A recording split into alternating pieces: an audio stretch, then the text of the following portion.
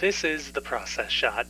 I'm Michael. I'm stuck in a haunted movie theater, and I've seen The Lost Skeleton of Cadavra, a science fiction horror comedy from director Larry Blamire, made back in 2001. It follows two scientists exploring the mountains of California. Dr. Armstrong, who is searching for a meteorite containing a rare element called atmospherium with the help of his wife, Betty, and Dr. Fleming, who is searching the area for Cadavra Cave, which is said to house a lost skeleton. Armstrong finds his meteorite, and Fleming finds his skeleton, who demands the atmospherium to bring him back to life. Meanwhile, two aliens have crash-landed in the same mountains, with their ship also needing atmospherium in order to operate. Also, their pet mutant has escaped. Don't worry, all these stories converge eventually. This may seem a bit overloaded, but that's part of the fun. The whole story is a tongue-in-cheek spoof on 50s B-movies, from the basic plot points to stunted acting style, and even in the very same shooting locations. It's a greater concept which helps to soften the blows of the film's flaws, given that everything is intentional and nothing is to be taken seriously.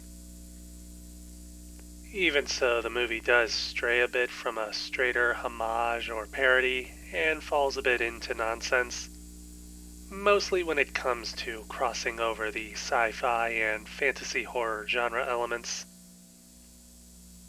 The story does at least lean into the sci-fi more, though that does make the titular skeleton almost a non-entity. Then again, that may just be part of the joke. In any case, it's more in the writing that the movie puts its attention, with just about every line or exchange being designed around exaggeration and simplicity, which is to say that everything that's said sounds really dumb and unrealistic, but it's also really funny.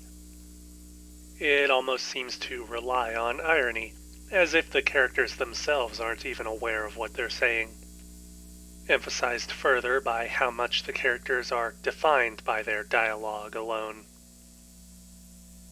The wooden acting and stilted line deliveries only add to this, ultimately cementing the choice of style over substance. Speaking of style, the actual look and feel of the film is the other half of the fun. Again, being a spoof of 50s B-movies, its visual makeup is derived almost entirely from their most familiar elements.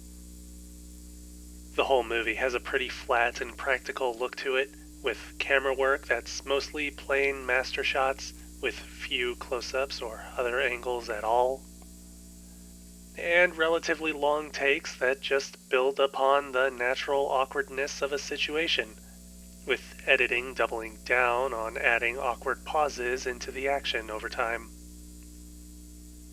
Music is stock, of course, though even so it fits into the story pretty well.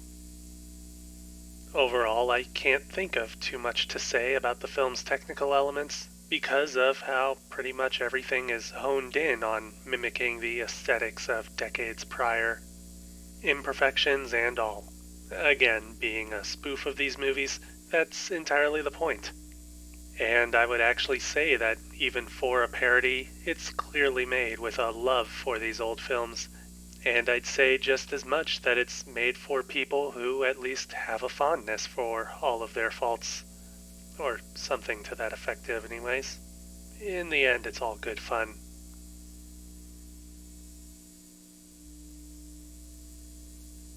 The Lost Skeleton of Cadavra.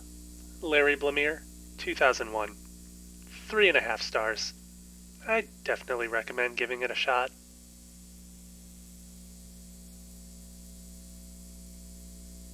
That's it for this review. If you liked it, leave a like. If you didn't, leave a comment. Subscribe to the channel for more reviews. I kind of wonder what a movie like this would have been like without the intentionally awkward dialogue. Oh well.